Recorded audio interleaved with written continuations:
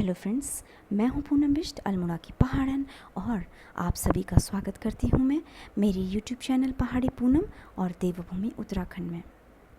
पहाड़ी प्याज और पहाड़ी लहसुन जो बाहर खाओ में पड़ा था ना, यानी कि आंगन में, अम्मा उसे पोटलियाँ बना बना कर पैक कर रही थी। कुछ मम्मी पापा के लिए, कुछ चाचा चाची के लिए।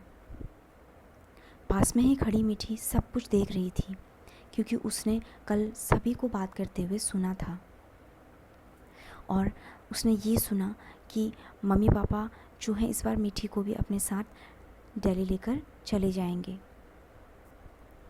तो मीठी ने बहुत ही दबी हुई आवाज़ में अपनी अम्मा से पूछा, अम्मा किलम मिक्कल ले जानी।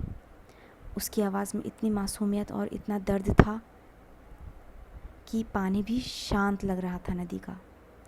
अम्मा ने उसकी तरफ मुस्कुराते हुए देखा और कहा कि चला आपुर मैं बाबत अगर तो जान पड़ूं। उसने बोला, आप भी तो हो मेरे पास, मेरे अम्मा बुबू, मैं आपके साथ रहना चाहती हूँ। तो अम्मा ने उसे समझाया कि नहीं, इस बार उसे जाना ही होगा। ये शब्द उसने सुने थे कि मीठी जो है एकदम शांत हो गई। उसे झरने का वो पानी याद आने लगा कि अब वो कैसे जाएगी। कल ही तो निकलना है दिल्ली के लिए। अब कैसे वो कोने में पहाड़ के जो वहाँ पर जो धारा है और वहाँ पर जो नदी है, उस नदी में जो पत्थर है, कैसे जाएगी? वो टॉफ़ी कैसे खाएगी बुबू के हाथ की? वो दाने किसके साथ खेलेगी? उसके दोस्त अलका और मानसी जो वहीं रह जाएंगे, क्या वो उससे कभी मिलेंगे?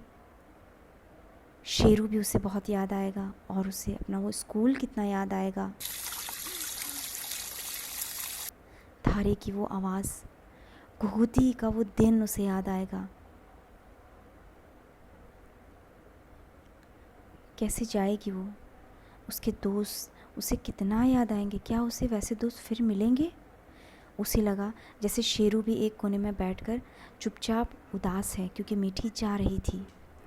जो उनकी भैंस प्यारी है वो भी बहुत उदास थी। फिर अम्मा ने उसे उदास देखकर फिर से समझाया कि मीठी, ये अंगूर जब पक जाएंगे तेरे लिए भेज दूंगी। अगले दिन सारे लोग उठे, मीठी भी उठी। मीठी बिल्कुल उसी तरह से उठी जिस तरह से वो 1 साल पहले उठी थी। बहुत देर में अपनी अम्मा के पुराने रज़ाई वाले धोती वाले खोल में वो दुबकी हुई थी। उसने देखा बुबू आज पता नहीं बाहर क्या कर रहे हैं। वो सुबह उठकर बाहर कुछ काम करने लगे। फिर वो उठकर अपनी आंखों को मीनते हुए बुबू के पीछे जाकर खड़ी हो गई और बोली, बुबू आज तुम बहुत जल्दी उठ गया हा। रात्रि ब्याण मतलब सुबह सुबह।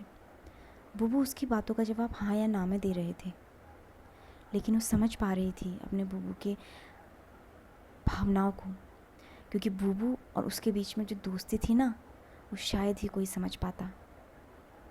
उसकी वो लाठी थी अपने बुबू की, और लाडली भी। उसने जो फिर बुबू से कहा, बुबू देखो, जो कल मैं नीचे से गुलाब का पेड़ लेकर आई हूँ ना, उसे अच्छे से पानी देना। देखो बुबू, सूख न जाए, और अगली बार जब आऊँगी तो वो बड़ा होना चाहिए। बातों को बोलते बोलते मीठी बुबू के पीछे ही खड़ी रही, लेकिन बुबू की आंखों में उस दिन उसने आंसू भी देखे थे। वो आंसू शायद किसी ने नहीं देखे होंगे, लेकिन उसने देखे थे वो लुढ़कते हुए आंसू बुबू के गालों पर। क्या करते बुबू? मीनू बुआ भी तो चली गई थी। अब मम्मी पापा जा रहे थे, चाचा चाची भी जा रहे थे। खैर दूसरे दिन फिर उन्हें पहुंच ही जाना था दिल्ली। तो अम्मा ने सबको पिठियाँ लगाया और भगवती के मंदिर तक उन्हें छोड़ने के लिए गई। बुबू वहीं भीड़ी में उदास बैठी रहे। वो बुबू को पीछे मुड़ मुड़ कर देखती रही।